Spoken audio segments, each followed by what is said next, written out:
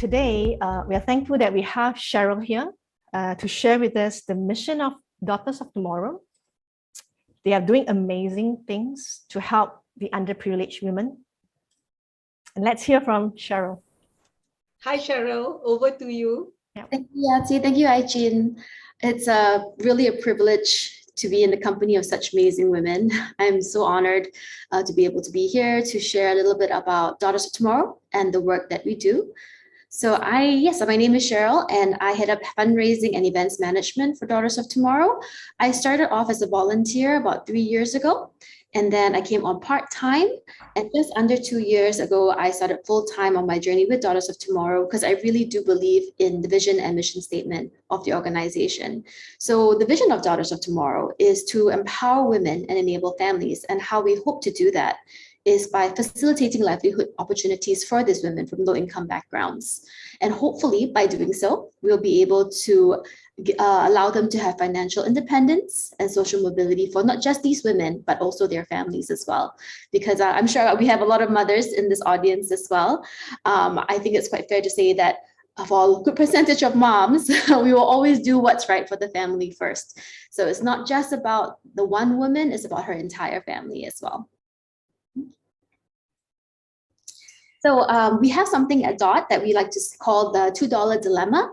So how many people in this audience are coffee drinkers? You can put it into the chat. I know I'm a huge coffee drinker. I need my cup of coffee every morning. Yes, thank you, Maribel. Coffee drinkers, yeah? Okay, perfect. Or even if it's a tea drinkers too, that counts too, coffee, tea. Ooh, matcha, I love matcha.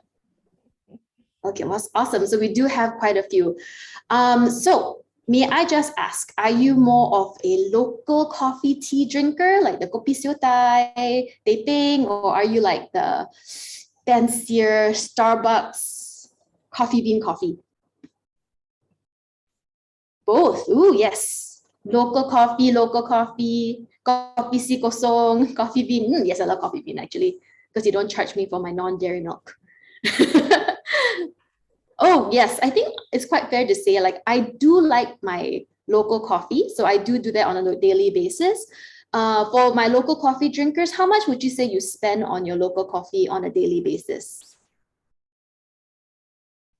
$1.80. Yeah, thanks, Maribel. That's actually about the pricing now. It's getting more and more expensive. It used to be like 80 cents, then 120 if you go outside of the city. But if you go CBD, $1.80 is actually the average nowadays. But if you have like the fancier coffee, it's like Starbucks, if you do like, it's flavoring, wow, $2.40 for jumbo coffee. Yeah, it can get really expensive. But the reason why I'm asking you this is, do you think that, would you consider what you spend on your daily cup of coffee to be a huge expense? Something that you would really think about before you spend it? The promo items are very important, yes. We had IWD campaign actually at the coffee bean. But yes, do you, $7. But do you think that like your local coffee, or even like maybe when you treat yourself to something like your coffee bean or something, would that be something that you will consider as a huge expense when you think about it? Would you think twice before you spend that money? Yep, no. I'm in agreement. I think honestly, forking over like $1.20, $1.80, or even sometimes when I know I'm going to have a really long day and I want to spend like $6 on my coffee bean, it's not something that I would consider a huge expense that I have to really think about. But the reason why I bring this up is because we have something that we call the $2 dilemma at Daughters of Tomorrow. And $2 is actually what some of our mothers have to decide whether or not they're going to spend it to top up their EasyLink card, to take the bus or the train to a job interview that they may or may not get the job for, or whether or not they are going to use that $2 to give it to their child for recess money. And when I was a volunteer at Daughters of Tomorrow, I was a befriender for the Befriender program. So all our women do have a befriender, get assigned a befriender. It's basically a corporate volunteer, from a corporate background that serves as like a mentor for the women. And I met my woman at the coffee shop one day, and I noticed when she walked in that she was limping. So I did ask her, are you okay? Are you getting your leg tired? Is your leg hurting you? And she told me very honestly, she said basically that She was walking an hour and a half every day from her home in Bedok to her work at Tampines, and walking back from her work at Tampines to her home in Bedok. It was an hour and a half each way. So she was walking almost 3 hours a day, just so she could save the train money, the money that she was spent on the train to give to her primary school son. So when I heard that, immediately, of course, I dragged her to the MRT station. I topped up her EasyLink card for her. And for the Daughters of Tomorrow, we don't provide financial resources usually. But the two things that we do provide is top-ups for EasyLink cards, so that our women are accessible, that they are majorly mobile and they're able to move around. And we also give them top-ups for their phone, just so that we can contact them, and also potential employers can contact them as well. So a little bit more about DOT and the work that we do. Can I have the next slide, please? Okay, so this is actually the demographic of the beneficiaries that we support at Daughters of Tomorrow. All the women that we support are from the bottom 10% of the income strata in Singapore, and that averages to about a monthly income per capita of about 450 and under. So 90% of the women that we support at Daughters of Tomorrow are moms, and half of which are single moms, anywhere between 2 to 9 children per family. And majority of the women that we do support have a secondary school education and under, so that translates to about 12 years of formal education. But that needle is changing, and it is because of the pandemic. So in more recent years, we have seen, women with diplomas, degrees. I even saw a woman a couple of months ago with a master's degree, and she basically had just lost her job, and she had some challenges at home, and now she needed to find income. And so there are definitely a wide range of women that we support at Daughters of Tomorrow. But one thing that they all have in common is that, they are at the bottom 10% of the income strata, and they are supported by financial assistance by the government.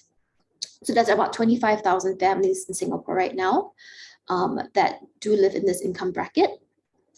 And so what we try to do at Daughters of Tomorrow is to really try to equip them with confidence building workshops, skills-based workshops, to really help them to build their confidence up and help them on their journey back into the workplace. So when you look at our job readiness program here, we do have the DOT Confidence Curriculum, which is an 8-week-long program that all women that are referred to us by family service centers or social service agencies. They go through this program. We have train in place programs available as well for various industries, including like elder care, childcare, also logistics, engineering industries. It depends also on the interests of the women. And we also do have like skills-based workshops like IT, financial literacy. In recent years, we saw a huge digital divide, right? Because a lot of us had to go back to work from home. Unfortunately, a lot of these families didn't have data connectivity at home. They didn't have access to laptops, or even if it did, it's just like one rickety laptop at home and 5 children fighting over to use it for home-based learning. So we did do our IT outreach. So we managed to get IT devices into the hands of these women, as well as data connectivity, just so that they are contactable. We also had various volunteers that support with as trainers, childminders, befrienders, just so to try and help the women along in their journey. And we do reach out to different employer partners as well. And we do poverty sensitization workshops, job tours with them, just so that we can find the women's interests, get them into the industry, like aware of the different industries, different jobs that are available out there, and hopefully be able to match them into a livelihood opportunity, a sustainable life. Great. So I've talked a little bit about our programs now.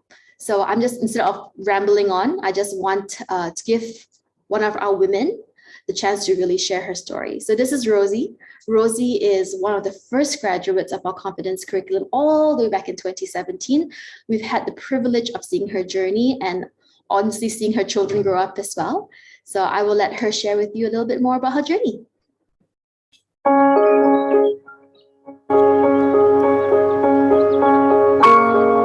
My name is Rosila. I'm 36 years old, a single parent of 2 daughters, aged 14 and 11. I got married at a young age, so I don't really know what I was in for. As a young couple, we do not have stable income or the responsibility of being a parent. So we ended up having heated argument, and then he was abusive, which led to a divorce.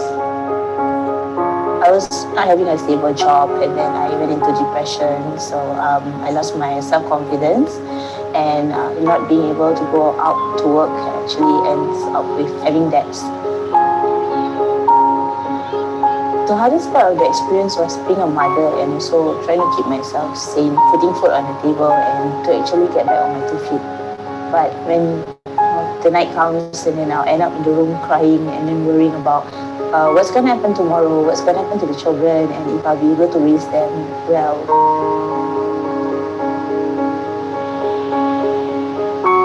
Definitely, we talk about being a single parent.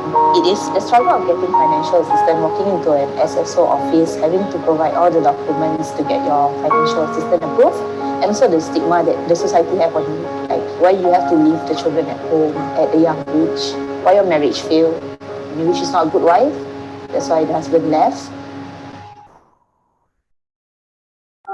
She had a very different vision of what kind of charity organization was, and they treat us as friends. My name is Zubi Ali, and I work at Daughters of Tomorrow. I'm in the women's development team, where we help women to develop emotionally, socially, as well as mentally, to prepare them for the journey to go back to work. Daughters of Tomorrow's work is filling in a gap to supplement other social service organizations who are already doing good work, but perhaps do not have the time or the service delivery to actually look into the women's issues in a very specific way. When we first met Rosila, she was very stressed, a little bit confused about what choices are available out there. Why do you work? Why do I work? So throughout the period of time when I attended the confidence curriculum class, we actually taught about grooming ourselves, how to attend interview, how to answer certain questions, and then to also explore our strength.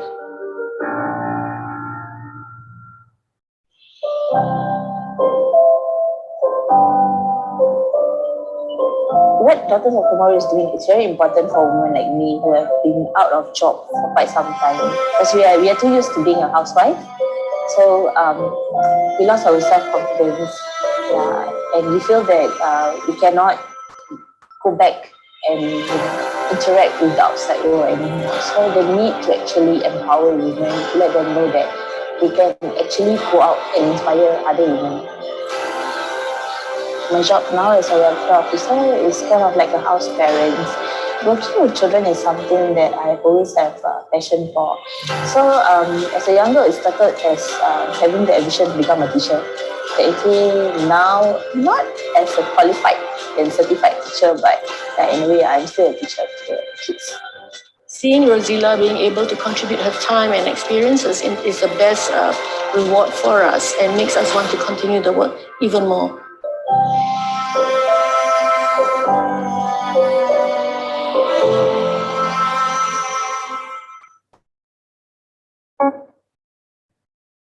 Thank you so much.